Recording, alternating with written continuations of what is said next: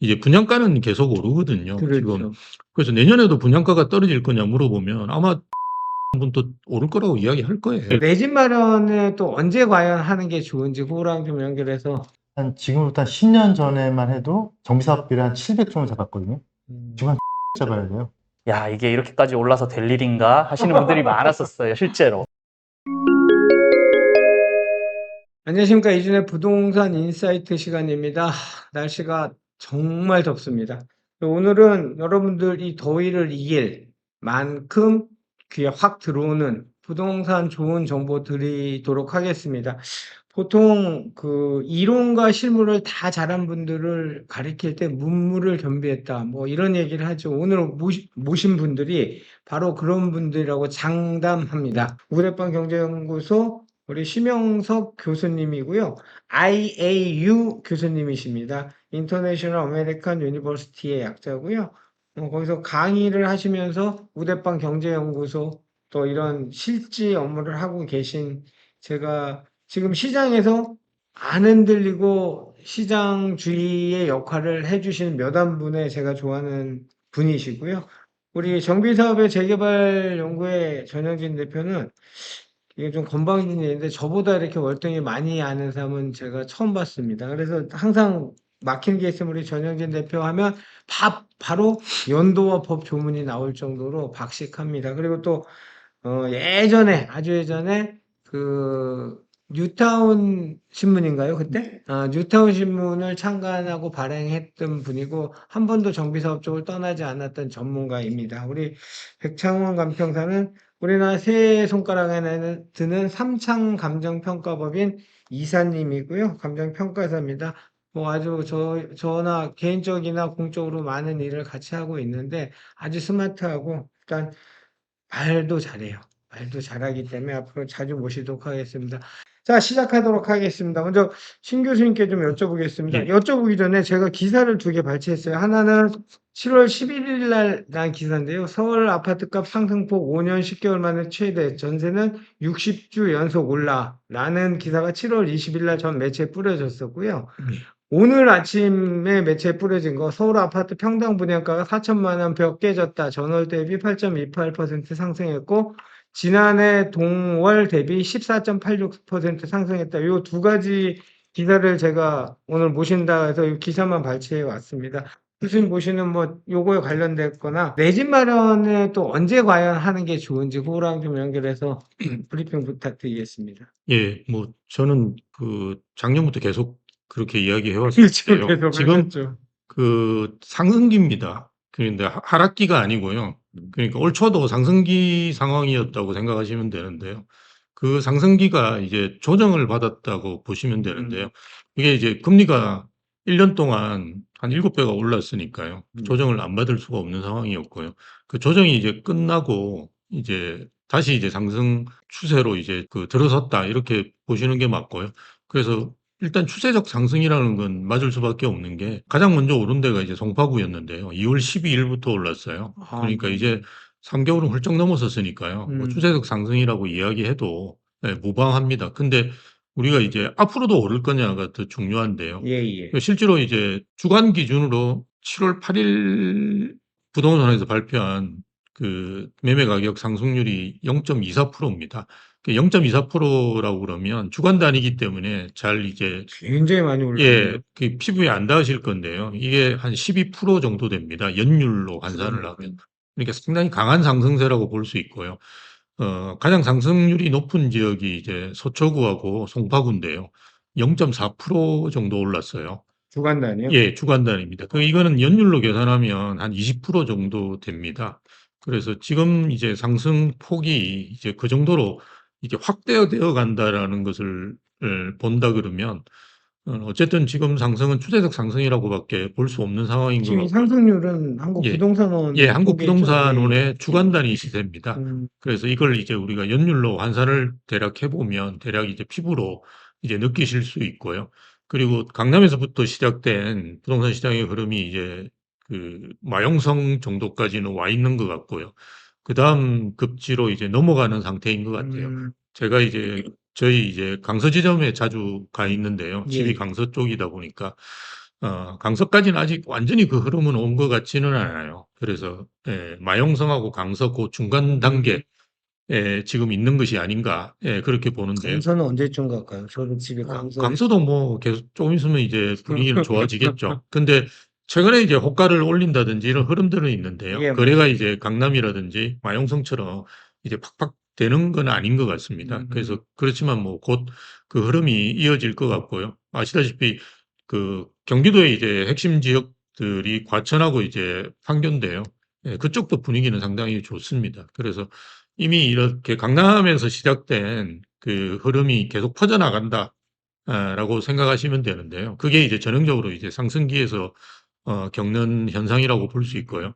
우리가 이 그 상승 추세에 가장 큰 기여를 하는 거는 뭐 이전 정부라고 볼 수 있죠. 어쨌든 공급을 거의 안 했고요. 왜냐하면 서울 같은 경우는 이제 정비 사업을 통해서 주택이 공급될 수밖에 없는 상황인데 우리 전 시장께서 사실은 1억 원을 내준 게 거의 없습니다. 맞습니다. 그래서 개포에 뭐 그렇게 많이 입주하는데 그건 이미 오세훈 시장 때 다 끝난 거고요.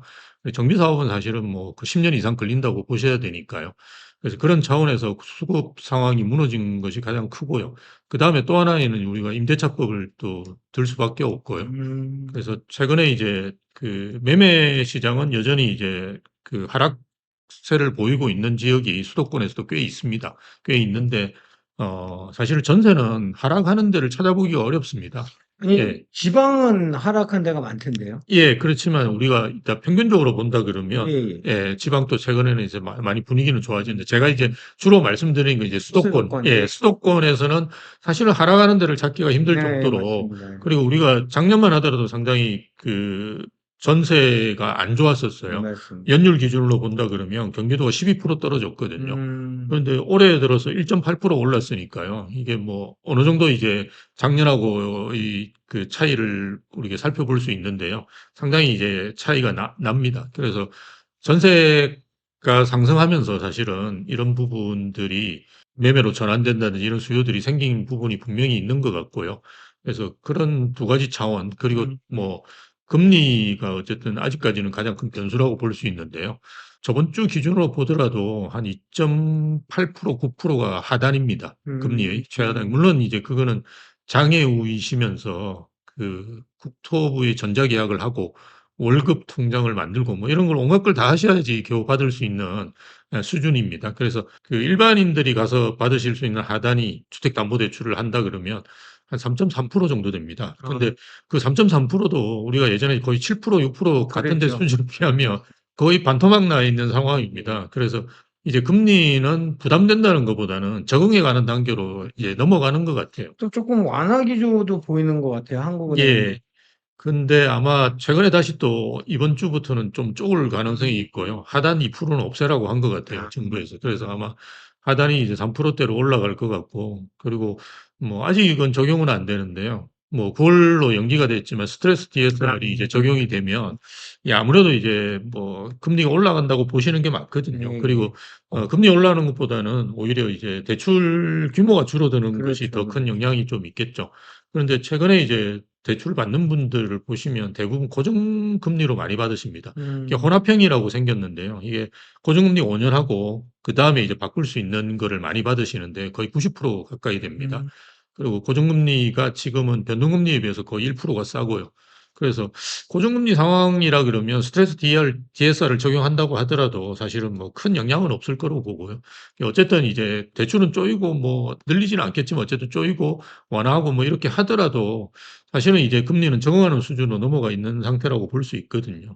그래서 이런 여러 가지 것들이 다 결합되어 있어 지금 서울 중심으로 해서 가격들이 오르고 있는데요. 저는 지방이라고 해서 꼭 뭐 부정적이라고 생각하지는 않습니다. 그래서 최근에 이제 저 수성구라든지 아니면 부산에도 이제 해수동이라고 보통 해운대 수영 동네 지역이 이제 핵심 지역인데요. 이런 지역이 이제 플러스로 전환했다가 다시 또 마이너스로 떨어졌다는 이런 형태를 보이고 있는데요. 근데 어쨌든 이제 내년 이후로는 대구도 입주 물량이 많이 줄거든요. 그래서 그 자체의 입주 물량에 의해서 이제 반등의 시기라든지 폭 같은 게 정해질 걸로 보이고요. 아, 자연산 수급 예, 영향으로. 수급에 영향을 많이 받을 수밖에 없는 상황입니다. 그 서울이 오르는 거는 그 수급이 지금 무너진 상황이기 맞습니다. 때문에 오르는 게 가장 크다고 볼 수 있거든요. 그래서 외부 환경에 의해서 뭔가 바뀌더라도 어쨌든 수급이라는 것이 펀더멘털이기 때문에 지방도 이제 그런 상황에 의해서 이제 변동성을 보일 거라고 보고요. 아직까지는 전국적으로 퍼지지는 않은데요. 강남권에서 시작된 이런 흐름이 이제 서서히 퍼져가고 있다는 것 자체는 예, 다시 상승기로 근데 접어들었다고 볼 수 교수님 있죠. 그 예. 여전히 폭락을 주장하는 분들의 논리는 이제까지 예. 이제 우리가 알고 있는 기본 그 루트는 강남 상승이 초입기 때는 전세가 상승, 그러면 강남의 가격 상승, 주변경 확산. 예. 그럼에도 불구하고 이번은 상승장이 아니다라고 주장을 하는데 예. 그분들 근거는 뭐라고 생각하세요? 그분들을 제가 뭐 이렇게 자주 만나는데요. 저는 이제 학교에도 오래 있었고 네, 예. 지금도 현업에 사실은 있는 거거든요. 그렇죠. 그래서 현장에서 직접 뭐 제가 직접 중계는 하지는 않지만 뭐 매일 중계되는 상황들을 제가 파악하고 확인을 하는데요. 그 현장에 있어 보면 일단 그분들이 이야기하는 게 그 집값이 너무 높다. 네, 예. 그래서 수요가 없다. 이 예. 이야기를 제일 많이 하세요. 예. 근데 지금 제일 먼저 오르는 데가 항상 강남이고 20-30억대에 있는 아파트들은 계속 지금 또 오르고 있고요. 신고가를 예, 근데 경신하는- 노도강 지역이라고 해서 소위 이야기해서 신생아 특례를 네. 쓸 수 있는 데들은 아직까지 그렇게 흐름이 좋지가 않습니다. 예, 이 흐름이 이제 겨우 강남에서 마용성으로 넘어간 시기고 최초 주택을 매입하시는 분이 뭐 마용성까지 사기 힘들지 않습니까? 그래서 그럼요. 어차피 서울 외곽 지역으로까지도 이게 언젠가는 번질 그럼요. 거거든요. 당연히 아니면 이제 경기도 쪽에 괜찮은 지역들 뭐 이런 쪽으로 나가셔가지고 지금 일단 현장에 가보시면 그 공인중개사분들이 뭐 거짓말도 하지만 사실은 대부분 이제 현장의 소리들 이야기해 주십니다. 그래서 아, 지금 매수자가 계속 몰려온다. 집주인들이 가격을 올리고 있다. 이런 이야기를 좀 가서 듣고 현장에 좀 나가보시라고 말씀을 많이 드립니다.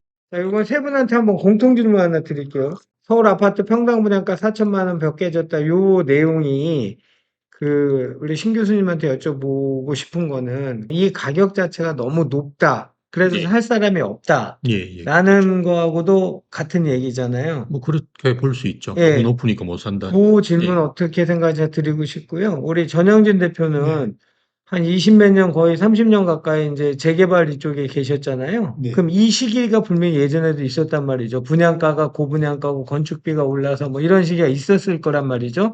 그때 당시에 시장의 방향성이 어떻게 결국은 가냐라는 질문을 드릴 거고요. 우리 백창원 평가사님은 이제 평가를 하러 다니시면은 뭐 이런 두 분한테 들렸던 질문이 비슷한 거를 해주실 얘기도 있을 것 같아요. 먼저 우리 신 교수님 제가 드린 질문 어떻게 보시는지. 모든 원가가 오르고 있는 상황에서 예. 그러니까 물가가 계속 오르지 않습니까? 예. 그래서 제가 계속 이야기하는 게 저희가 이제 집안 모임을 하는데 호텔 뷔페에서 집안 모임을 하는데요. 그 팬데믹 전에는 이 호텔 뷔페가 괜찮은 게 한 10만 원 했었어요.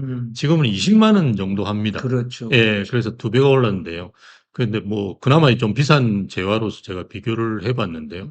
뭐 우리가 점심 먹는 것도 마찬가지고 예전에 뭐 많은 이하짜리가 저는 이제 본사가 강남에 있으니까요. 예. 많이 있었는데 지금은 찾기가 힘듭니다. 그렇죠. 실질적으로. 그래서 물가가 많이 올랐는데 어차피 이제 그 아파트를 짓는 거는 다 뭐 자재 쓰고 사람을 써서 하는 건데 예. 이게 떨어질 거라고 생각하는 것 자체가 사실은 좀 너무 나이브한 생각인 것 같고요. 4천만 원에서 더 오를 수가 있겠죠. 왜냐하면 이제 분양가는 계속 오르거든요. 지금. 그렇죠. 그래서 내년에도 분양가가 떨어질 거냐 물어보면 아마 폭락한다는 분도 오를 거라고 이야기할 거예요. 네. 예, 자재가 계속 오르고 인건비가 오르는데 그러니까 그거 자체가 떨어져야 된다는 얘기죠? 그렇죠. 그러니까 그 분양가가 이제 하락기에는 분양가가 떨어집니다. 그래서 2008년부터 2013년까지 분양가가 거의 한 20% 가까이 떨어졌어요. 그렇죠. 예, 그렇게 되는데 이게 지금 같은 상황에서 분양가는 떨어진다는 게 말이 안 되고요. 최근에 이제 정비사업 현장에서도 보면 좀 분양가가 이제 옛날에 대부분 400~500대여서 지금 700~800대로 다시 이제 계약을 하고 있는데요.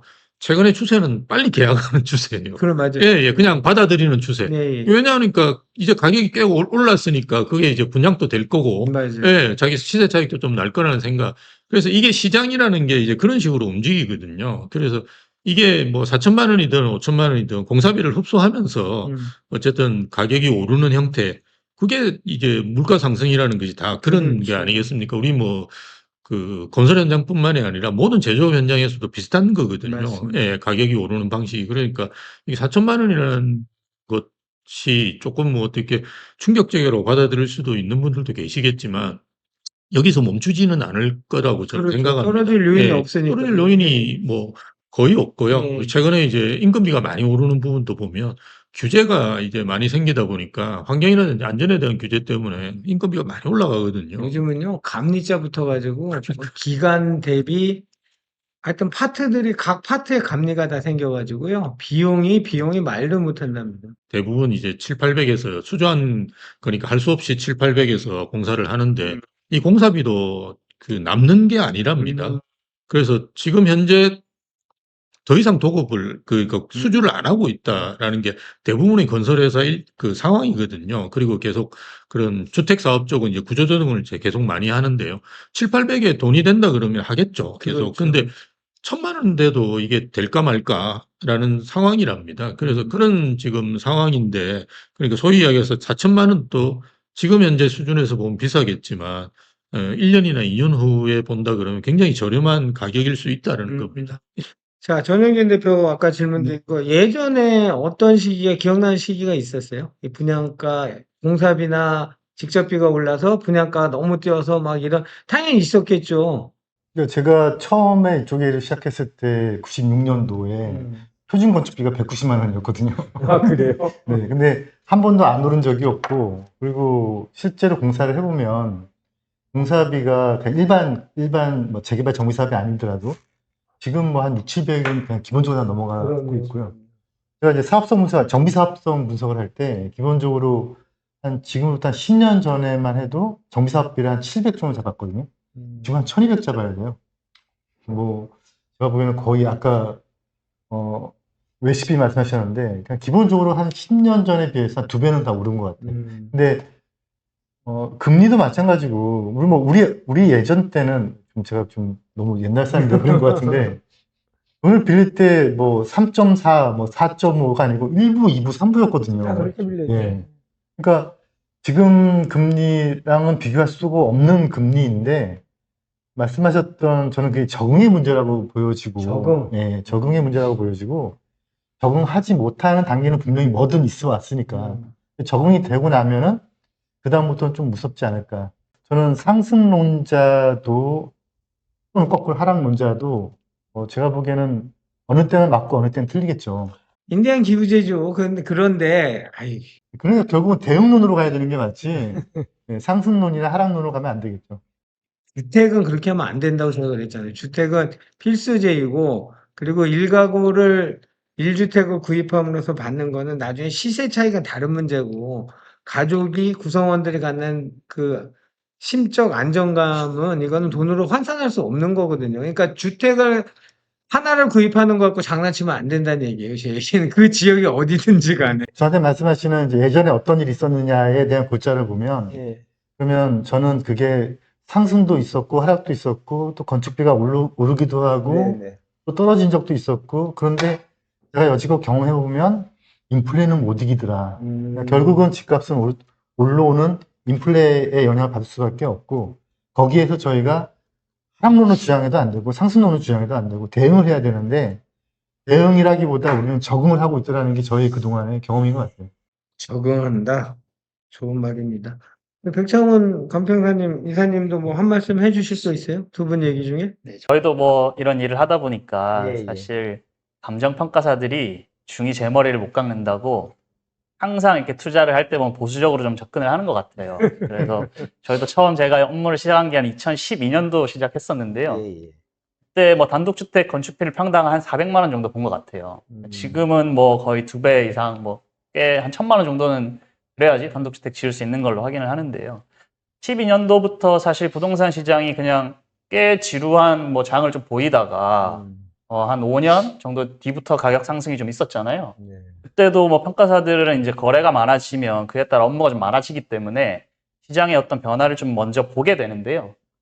평가사들의 특징은 이제 굉장히 좀 보수적입니다. 그래서 그때도 가격이 막 오르기 시작할 때, 야, 이게 이렇게까지 올라서 될 일인가 하시는 분들이 많았었어요, 실제로. 진짜요? 그러고, 진짜로요? 네, 맞습니다. 실제로 그러다가 20년, 21년도 이렇게 굉장히 좀 많이 올라갈 때 평가사들과 은행 직원들이 투자를 많이 했던. 그래서 저희가 항상 이게 우스갯소리로 평가사들이 이렇게 투자를 할 때는 아, 이게 마무리 단계가 들어가는 수순이 아닌가 이런 이야기를 농담으로 하기도 하죠. 네. 그 직군에 또 생겼네. 난 기자분들만 투자를 못하는 줄 알았더니 평가사들도 투자를 아, 못하네. 예, 중이 제 머리 못 깎는다는 말은 평가사님들이 투자하실 때는 평가를 하시나요? 스스로 평가를 아주 잘했다고 생각을 하고 결정을 하지만 그게 이제 시장에서는 어떻게 받아들여질지는 자, 다음 질문 우리 신 교수님한테 드리겠습니다. 그 아까 얘기한 추세, 기조 변화 신호란 것들도 굉장히 중요할 것 같은데 교수님 판단하시는 건 어떤 게 신호로 아까 상승장 초입이라고 하셨잖아요. 예. 어떤 거를 우리 시청자들이 신 교수님이 이런 거 얘기했지 그럼 이런 걸 기사를 보더라도 이런 걸 좀 챙겨봐야 되겠다는 게 어떤 게 있을까요?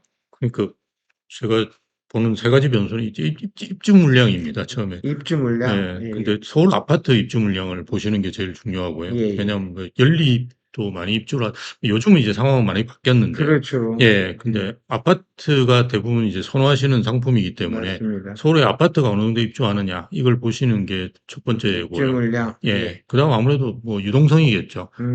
예전에 통화량을 저희가 많이 봤는데요. 지금은 이제 금리를 조금 더 맞습니다. 주의 있게 봐야 되는 상황인데요. 그 이유는 이제 이제 상품의 단위가 커지면서 이게 대출이 많이 낍니다. 예. 예전에는 자기 자본으로 뭐 아파트가 1, 2억 정도밖에 안 했으니까요. 자기 자본으로 다 하시는 분도 계신데 특히나 이제 전세 같은 경우는 이제는 그 자기 자본이 많지는 않습니다. 저희가 임대를 놔 보면 그러다 보니까 금리에 굉장히 민감하게 반응을 해서 예전에는 매매 가격이 떨어져도 전세 가격은 잘 안 떨어졌는데 최근에는 매매 가격이 떨어지면 그거보다 훨씬 더 많이 전세 가격이 떨어집니다. 그만큼 이제 금리에 대한 민감도가 굉장히 높아진 것 같아요. 그렇죠. 그래서 금리를 보시는 게 중요하고요.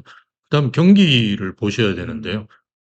대부분 우리나라 경기 선행 지표는 수출 증가율입니다. 예. 그래서 최근에 이제 수출을 보시면 작년 7월에 바닥을 찍고요. 그다음부터 이제 물론 이제 8월, 9월 또 마이너스이긴 합니다만 이제 하락폭이 줄어드는 거죠. 그러다가 이제 상승폭이 조금씩 늘어나면서 플러스로 전환이 됐는데요. 이건 뭐 경기는 잘 아시다시피 심리에 상당히 큰 영향을 줍니다. 예. 분위기가 좋아진다라고 보통 이야기하는데요.